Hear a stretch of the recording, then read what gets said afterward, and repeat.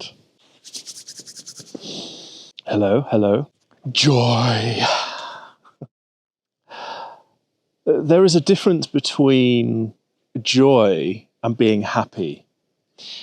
And when we understand that joy is a natural resource that's available to us at any time, no matter what's going on, life can really start to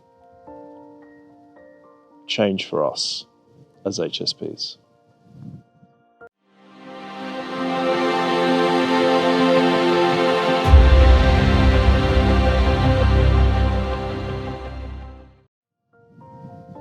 Hey everyone, it's Willow here. Welcome back to the channel, and a very warm welcome if this is your first time here.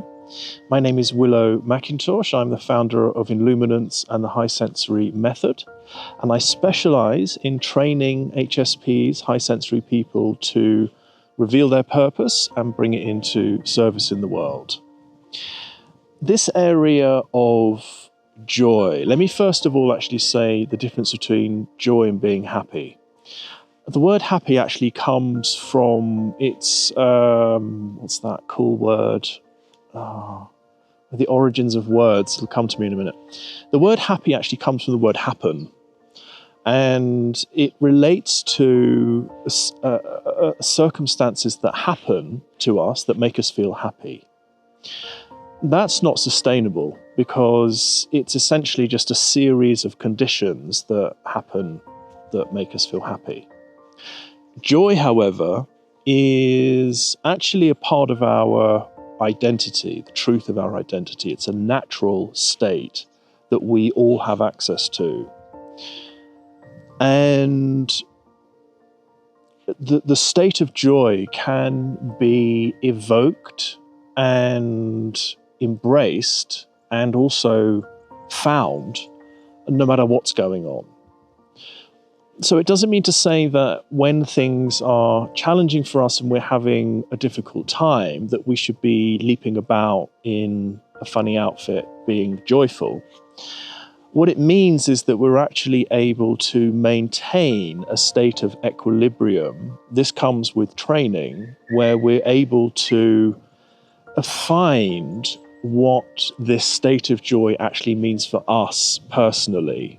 And that's important. So it doesn't mean that when we see other people being joyful that we should try to copy that. It actually means that it's an invitation to feel into what is real for us, especially when it comes to our identity. I talk a lot about identity in these videos because it was one of the greatest breakthroughs for me. When we're running a false identity, we're miserable. When we're owning our true identity, that's when we can reclaim this state of joy. So how do we really start to go about doing that? Well, we have to address some of the habits that we're running. So quite often what happens in my experience of working with HSPs is many of us have experienced a great deal of trauma in our lives. And goodness me, that goes across the board. You know, all human beings experience trauma of some kind. You can't get through life without experiencing trauma of some kind. So some HSPs that I have worked with over the years have experienced a great deal of trauma, ongoing serious trauma. And those that actually transmute that into a message and find their purpose through the difficulty of that experience and journey actually create really amazing things in the world. And my experience and my belief is that no matter what we've been through, life is inviting us to find the opposite of that trauma and to come into service as a result of the challenges that life has given us. So I'm saying that because no matter where you are right now in your experience, you know, if you're trying to make changes in your life and you're really struggling and you're putting that down to the fact that you've experienced a lot of trauma and there's no way through that, that just isn't the case. It is always possible to re-find the truth of who you are. And often what happens when we experience trauma as HSPs is that we're doing our best to try to fit in, and trying to fit in is also traumatic because it's not actually finding a sense of belonging. Belonging is the true experience, or belonging is the sense that we're looking for, the feeling that we're looking for, the experience that we're looking for. And so what we have to be careful of when we're coming back into this experience and reclaiming this feeling of joy means that we have to assess and become aware of the habits that we're running that are actually keeping us stuck in our false identity, or keeping us stuck in a mindset that life is difficult, too many bad things have happened to me for me to be happy or successful. Joy is not meant for me. We have to be really aware of these thoughts that are happening, because we have to challenge those thoughts, because no matter what's happened to us, it doesn't mean that joy isn't possible, because it is a natural state within us. And it's something that we can always refine. It's something that we can always re-engage with if we allow ourselves to do so. And that means by finding the truth of who we are again. Because if we're running a false identity as a result of trauma, we're actually doing that because of a load of other things that other people have said or done to us, and we are making that true. We're making that our identity, and that just isn't the case. That you can't do that. Other people don't decide who we are. We're born with who we are. It's a blueprint in our soul of what our character, our personality is, and especially our truth is. And those aspects of ourselves can be refound by utilizing, which is why I created the high sensory method, because it allows us to reveal and feel into the natural foundations of our truth and identity. And you can find out more information below about how you can use the method yourself. But the key piece that I'm inviting you to consider here is that the pathway back to your truth and the pathway to your joy is absolutely available to you. And it just means challenging and becoming aware of the parts of ourselves that have been given to us by other people through traumatic events. Once we have our awareness aware of those pieces, then the natural healing process begins. So we have to catch ourselves. I see it in myself. I've had to go through many processes of identifying these thoughts and identifying these beliefs that I have that aren't true.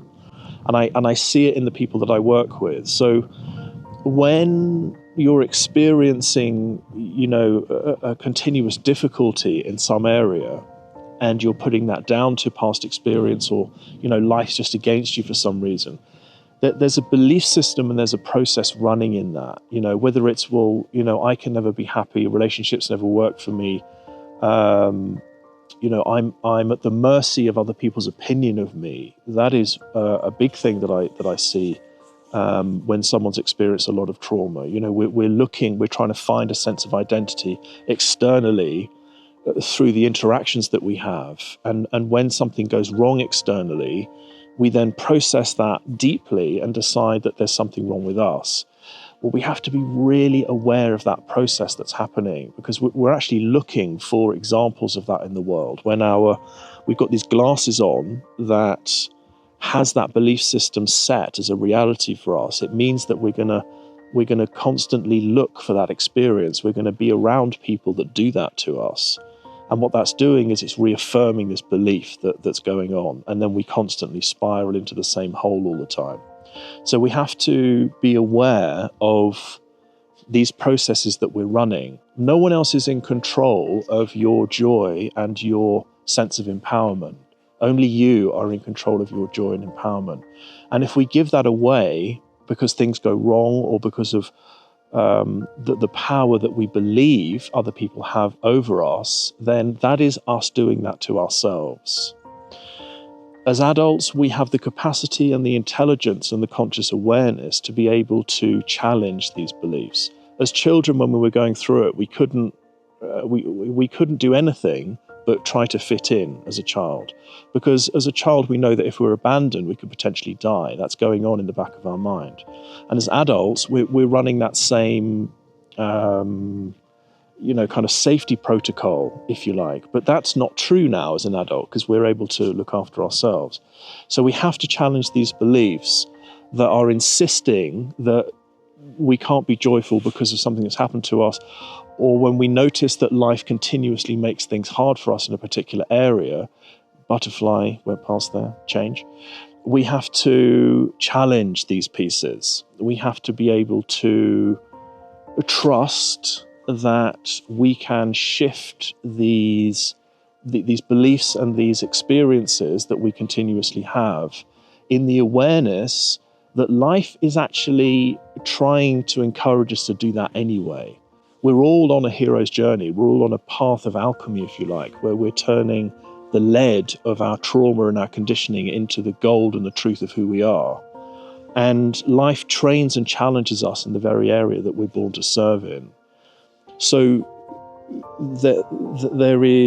there's the opportunity to reframe what's actually been difficult for you, and to recognize that what you've experienced, you can help others in some way as a result of your trauma.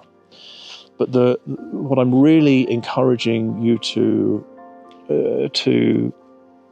discover or to explore is this piece around where your joy is. And I know that I've spoken about this before, but it really is life-changing when we get this piece, when we take the time to tune into the reality of who we are, to utilize resources such as the high sensory method, so we can find these key foundations of our real identity and our purpose, and how we can reclaim what joy really means to us, and begin to undo the belief systems that we have that there's something wrong with our joy, or that isn't safe for us to be in our joy, or if we are in our joy, we can't fit in.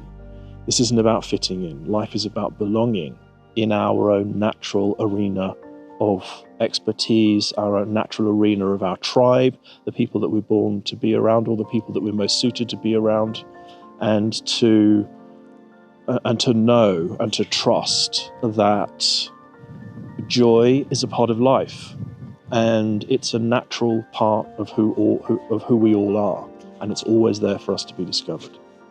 I hope this is helpful. Thank you so much for listening. There are links in the description to support you on your journey. I'm looking forward to hearing how this unfolds in the comments, if that may resonate for you. And I look forward to seeing you next time. Bye for now.